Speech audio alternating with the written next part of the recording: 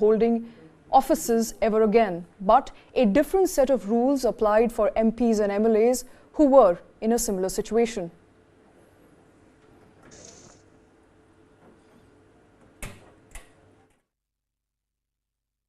तभी high court को direction दिया है माननीय सुप्रीम कोर्ट ने कि आप अपने अपने हाई कोर्ट में एक स्पेशल बेंच बनाइए और अपने अपने राज्य के एमएलए एमपी की केसेस की मॉनिटरिंग करते रहिए। पूरे देश की जो डिस्ट्रिक्ट कोर्ट्स हैं उनके चीफ जस्टिस को भी इसमें डायरेक्शन है कि आप जो डिस्ट्रिक्ट जज हैं वो भी लगातार देखते रहेंगे।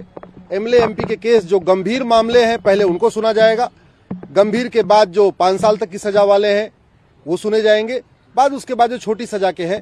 लेकिन एक बात स्पष्ट कर दिया है माननीय सुप्रीम कोर्ट के, अब एमएलए एमपी के केसेस में कोई एडजमेंट नहीं होगा, कोई तारीख पे तारीख नहीं होगी।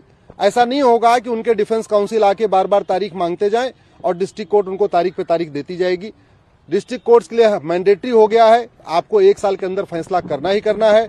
हाई कोर्ट के लिए मैंडेटरी हो गया है, प्रत्येक हाई कोर्ट एक स्पेशल बेंच बना के रखेगी, जो हाई कोर्ट में मुकदमे चल रहे हैं उनको भी सुनेगी डे टू डे बेसिस पे, और वो हाई कोर्ट जो डिस्ट्रिक्ट कोर्ट के मुकदमे चल रहे हैं उनको भी मॉनिटरिंग करती रहेगी। अब इसके बाद जो अगला मुद्दा बचा है हमारा वो है लाइफ बैन का, कि जो आदमी सजा याफ्ता है उसके चुनाव लड़ने, पार्टी बनाने और पार्टी पदाधिकारी बनने पे आजीवन प्रतिबंध लगाया जाए। अभी तक 250 सांसदों और विधायकों को सजा हो चुकी है। हमने जब 2016 में पीआईएल फाइल किया था, उसके बाद 2017 में सुप्रीम कोर्ट का ऑर्डर आया था। 2017 से लेकर 2023 तक 250 से ज्यादा सांसदों और विधायकों को सजा हो चुकी है। मुख्तार अंसारी को सजा हुई, अफजाल अंसारी को सजा हुई, अतीक अहमद को सजा हुई, आजम खां को सजा हुई, उनके बेटे अब्दुल्ला आजम को सजा हुई। इस तरीके से अब तक 250 लोगों को सजा हो चुकी है जिनके मुकदमे कभी खत्म होते ही नहीं थे, 20 साल 30 साल से चल रहे थे। अब जब इनको सजा हो चुकी है तो हमारा ये कहना है कि ये सजा याफ्ता लोग चुनाव तो नहीं लड़ सकते लेकिन पार्टी बना सकते हैं। दूसरा, इनके चुनाव लड़ने पे केवल 6 साल का बैन है। हम ये कह रहे हैं कि जिस तरीके से पब्लिक सर्वेंट होता है, पब्लिक सर्वेंट को अगर 2 दिन की सजा हो जाए तो वो हमेशा हमेशा के लिए टर्मिनेट हो जाता है, सस्पेंड हो जाता है। वही प्रावधान अब एमएलए एमपी पे भी लागू होना चाहिए। जिसको सजा मिल चुकी है न वो पार्टी बना पाए, न पार्टी पदाधिकारी बन पाए और न पूरे जिंदगी चुनाव लड़ पाए। अब इस मुद्दे पे अगले महीने सुनवाई होगी। अब लेकिन आज जो सुप्रीम कोर्ट ने कह दिया है कि पूरे देश में जहां भी एमएलए एमपी का मुकदमा चल रहा है, चाहे वो डिस्ट्रिक्ट कोर्ट में हो चाहे हाई कोर्ट में हो, वो सारे के सारे 1 साल के अंदर डिसाइड किए जाएंगे। All right, that is the petitioner Ashwini Kumar Upadhyay talking about the takeaways from Supreme Court order, wherein the Supreme Court has now rolled the ball in High Court's court, stating that all such cases should be dealt with within a year's time frame. But moving on now, DMK Organizing Secretary R.S. Bharathi's comments on the culinary habits of people of Nagaland have created a political storm in Tamil Nadu. The governor, in a statement issued from Raj Bhavan, criticized Bharati for the statement. During an event organized as a part of Kalagnar centenary celebrations, Bharati said that Governor R.N. Ravi has been acting to cause trouble to the ruling DMK government and was purposefully not providing assent to the bills adopted in the Legislative Assembly. He said that the people of Nagaland had chased R.N. Ravi from the state, and while referring to the people of Nagaland, he called them dog meat eaters. Here's what he said, and I quote, "Do you know what happened to him in Nagaland? They drove him away from there. Do not make mistake. I am saying this as an example. The people of Nagaland eat dog meat. If those people who eat dog meat can be so sensitive that they chased away the governor, imagine how sensitive the people of Tamil Nadu are who eat rice with salt would be.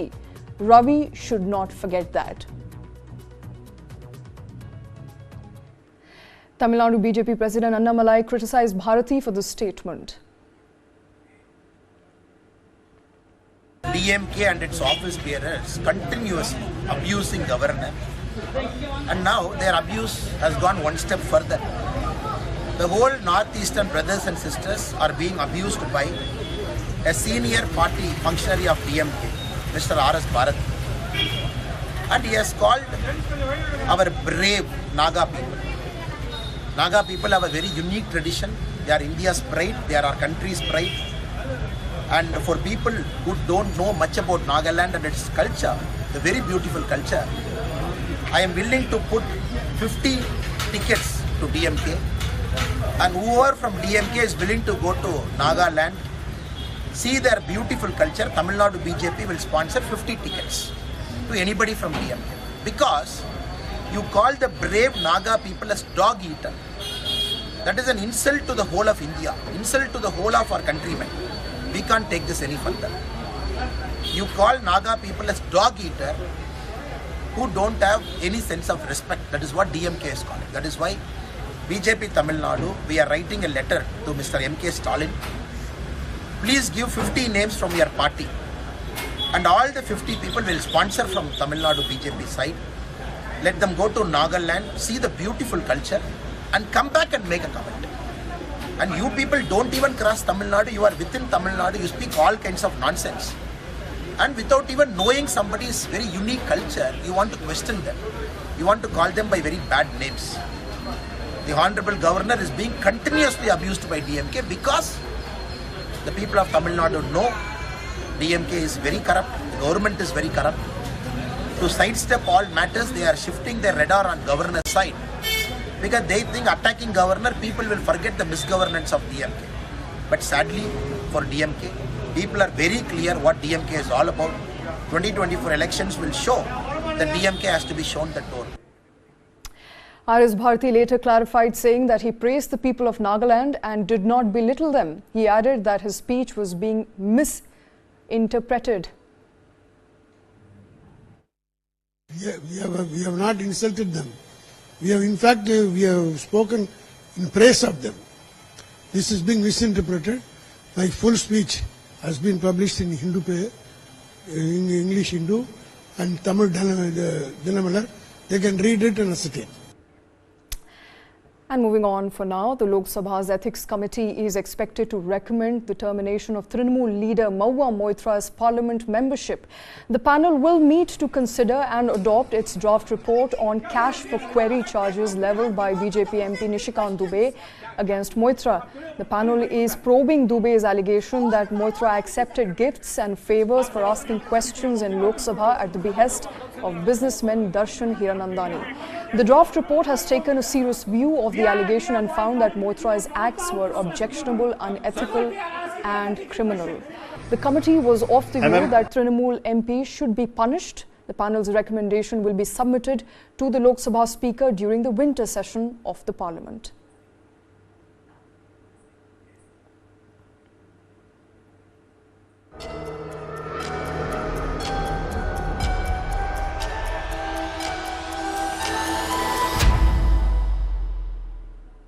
The following content may contain visuals that are disturbing, graphic, or sensitive in nature. Viewer discretion is advised. This material is intended for mature audiences and may not be suitable for all viewers. Please exercise caution while watching, and if you find such content distressing, we recommend discontinuing viewing. This disclaimer is provided to ensure awareness and to prioritize viewer well-being. You're watching our continuous rolling coverage of Israel at war. Israeli Prime Minister Benjamin Netanyahu once again rejected the prospects of a ceasefire in Gaza amid reports of negotiation for a temporary truce with Hamas. In a statement released on Thursday, the Israeli Prime Minister made his position clear, stating, and I quote, "There will be no ceasefire, no fuel delivery for Gaza without the release of our hostages." In a televised address marking 1-month anniversary of Israel's war with Hamas, Netanyahu also issued a stern warning to Iran-backed Hezbollah if it opens a new front in the conflict from its base in Lebanon.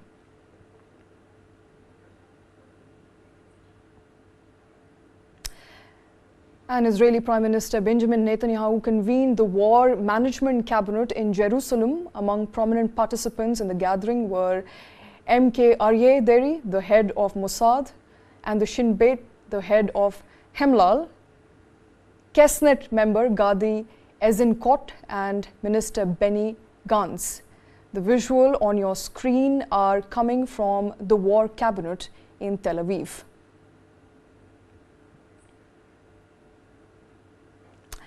And the Israeli Prime Minister met with Dutch Prime Minister as well, Mark Rutte, on Wednesday at Netanyahu's office in Jerusalem. According to Israel's government press office, Netanyahu thanked the Prime Minister for his friendship and support in helping Israel during the time of war. This is the second visit for Rutte in Israel since Israel-Hamas war. And concluding a two-day meeting in Tokyo, Antony Blinken stated that there is a potential for transitional phase regarding post-conflict governance in Gaza. He emphasized that Hamas cannot continue to govern Gaza and Israel cannot maintain its occupation in the territory. We had in-depth discussions about the steps that we are taking to address urgent needs on the ground. We all agreed that humanitarian pauses would advance key objectives: to protect Palestinian civilians, to increase the sustained flow of humanitarian assistance, to allow our citizens and foreign nationals to exit, and to facilitate the release of hostages. When it comes to post-conflict governance in Gaza, a few things are clear and necessary. One, Gaza cannot be continue to be run by Hamas. That simply invites a repetition of October 7th, and Gaza used as a place from which to launch terrorist attacks. It's also clear that Israel cannot occupy Gaza. What I've heard from Israeli leaders is that they have no intent to reoccupy Gaza and retake control of Gaza. So the only question is there some transition period that might be necessary, and what might be the mechanisms that you could put in place for that to make sure that there is security. And that is U.S. Secretary of State Antony Blinken on Gaza. Shifting focus now, California police announced that they have a suspect in the death of a Jewish man, one who tragically fell and struck his head during a confrontation between pro-Israel and pro-Palestinian protests. The local community has come together to mourn the loss. Take a look. As members of a California community gathered on Tuesday to remember a Jewish man who died after an altercation at dueling pro-Israel and Palestinian protests on the weekend, police say they have a suspect. Paul Kessler fell and hit his head, but was still conscious when police arrived at the scene in Thousand Oaks, not far from Los Angeles, on Sunday. That's according to Ventura County Sheriff Jim Freihoff, who said the 69-year-old died hours later in hospital of blunt force head trauma. That makes the case a homicide, but officials stressed it merely means that another person was involved and does not indicate if anything criminal took place. At a news conference, the sheriff said police don't know how Kessler fell yet. These witnesses providing conflicting statements about what the altercation and who the aggressor was. Some of the witnesses were pro-Palestine, while others were pro-Israel. During the investigation at the scene, deputies determined that the altercation with Mr. Kessler, he fell backward and struck his head on the ground. What exactly transpired prior to Mr. Kessler falling backward isn't crystal clear right now. Freihoff declined to name the suspect, who was not under arrest on Tuesday, but said he was one of the people who called 911 and stayed behind to speak with investigators. Officers are calling for videos and photos of the incident to help with the investigation. A local rabbi said he spoke to Kessler's widow, who was in shock. What I know from Paul was that he was a very proud Jew and one who loved Israel very, very much. And unfortunately and tragically, lost his life. May his memory be a blessing for all of us. While a local imam expressed his condolences. That is very tragic, and our community, by the way, offers our deepest condolences and sincere condolences to the Kessler family. Some residents said they're worried about escalating violence. A lot of people last night were like, what is this going to start?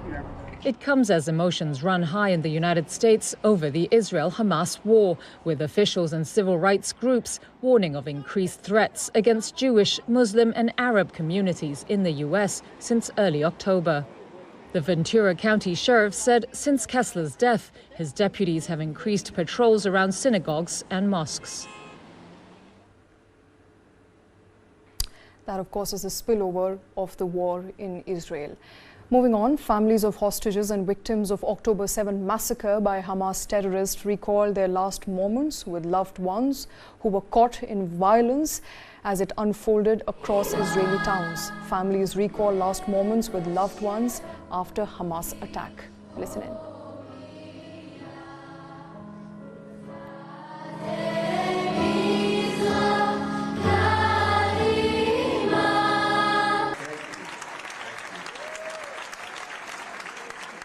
We heard gunshots outside, and everyone immediately pushed back inside, and 2 grenades exploded.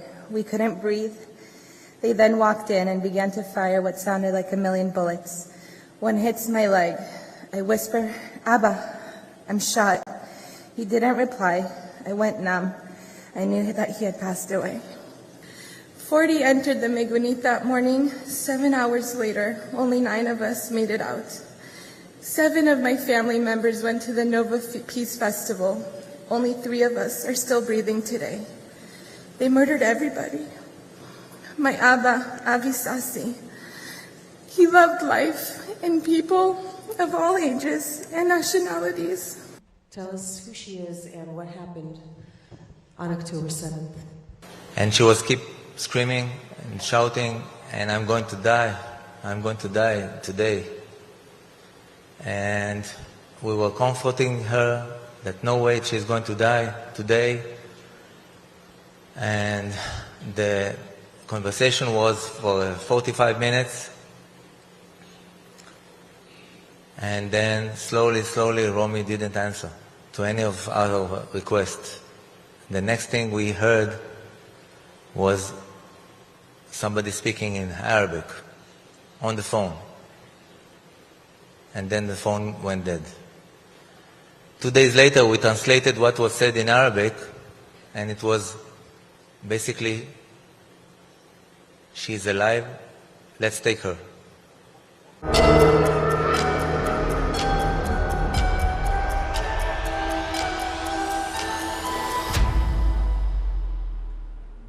And moving on to other international stories that we're tracking, Yemen's Houthi rebels claim that they have shot down an American MQ-9 Reaper drone. A senior U.S. defense official also confirmed that there has been a loss of drone, in fact. The Houthis claim that the MQ-9 was conducting surveillance as a part of the U.S. support for Israel in its conflict with Hamas.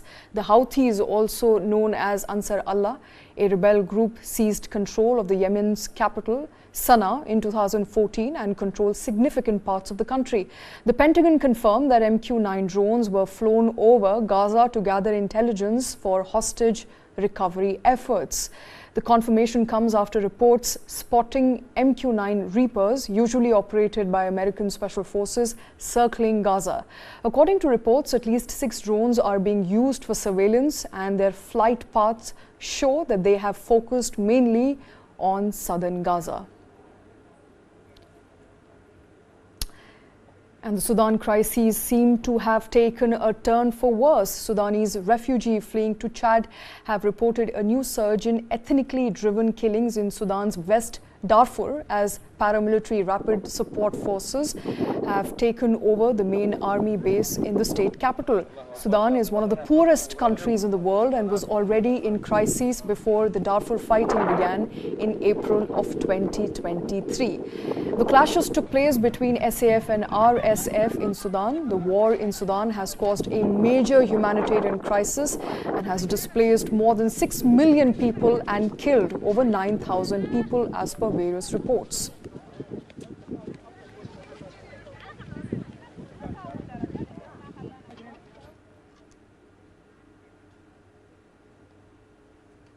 And with that, it's a wrap on this show. We'll be back after a short break.